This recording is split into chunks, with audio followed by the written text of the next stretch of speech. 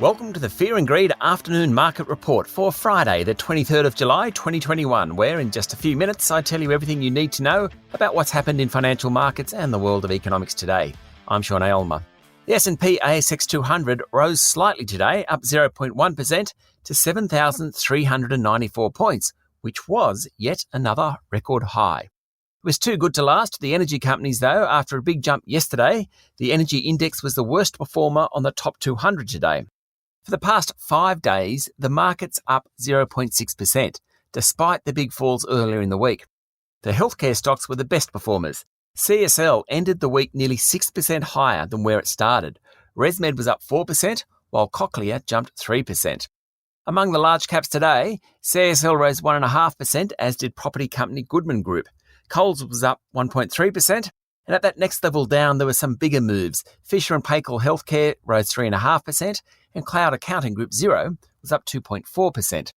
The battery metals companies again did well. Nickel Mines was up 6.5%, while Mineral Sands Group Iluka Resources was up 6%. The much-maligned tech company Newey had a good day, not many of those around. It rose 4.5%. At the other end of the spectrum, ANZ and Woodside Petroleum both fell more than 1%. It was a tough day for the oil and gas companies all around, with Santos down 2.2%. Gold miner Silver Lake Resources was the worst performer on the top 200 today, falling 8.5%, while fellow gold digger Northern Star was off more than 6%.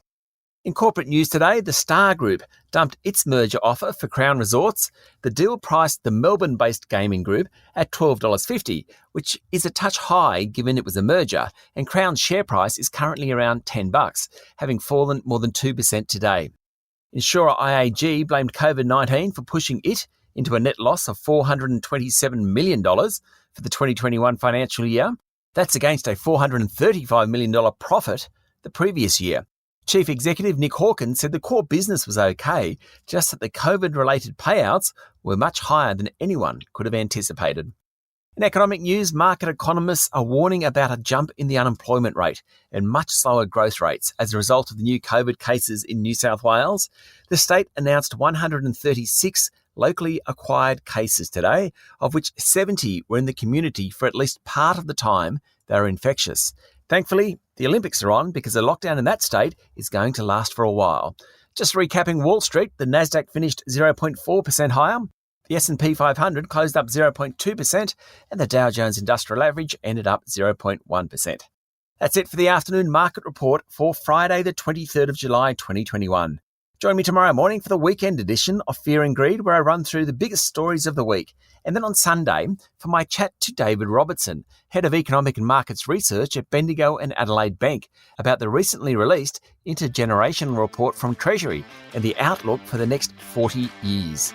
I'm Sean Aylmer. Enjoy your evening.